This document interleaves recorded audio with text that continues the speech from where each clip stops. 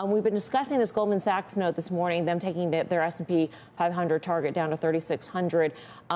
They think about valuations in terms of what is going on with yields, and they say that the S&P should be yielding more like 14 times, which would be about 2 turns lower from here. How are you thinking about valuations in this sort of market when we know that rates are going higher? Good morning, Melissa. Thank you for having me. Well, I think we're in a bit more of a dire situation after the last Fed call than we sort of were before. You know, the market didn't want to hear, the market expected the 75 bips, but it didn't want to hear sort of higher for longer, sort of over and over again. So that tells us that we're going to have some headwinds in coming months with equities. You know, it depends. I think the next earnings season is really going to be telling. So there are a couple of things going on. I think on one hand, the Fed has done a lot. You know, they've done the highest amount of rate hikes and the highest sort of sizable rate hikes that they have in some time. And that takes a long time to actually filter into the data where they can actually see the impact of that and see whether or not it's working. So in the near term, you know, they're not seeing that, and they're sort of, you know, going onward.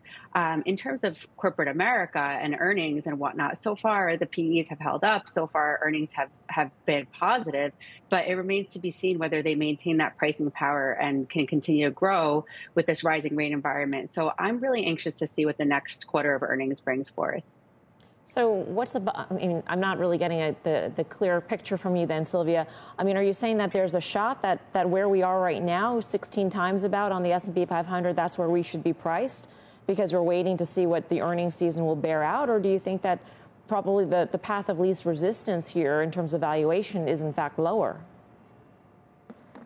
I think the path of least resistance is probably a reset and slightly lower valuations. But in terms of what that actually means for investors, and, you know, I've sort of been saying this all along, I think if you're a long-term investor, you can start buying in this type of market. You can start buying on the way down. I do think that the market has done a lot of work for equities. You know, you see almost all 3 indices in bear market territory. We're pretty close to retesting the June lows on almost all the indices if we open up where we are right now. So, you know, I do think that it's an opportunity for investors to get back into the market. It doesn't mean that we won't have a slightly lower dip there, but, you know, I'm sort of okay with that because I do think the rip is going to be significantly higher from these levels than the next pullback will be.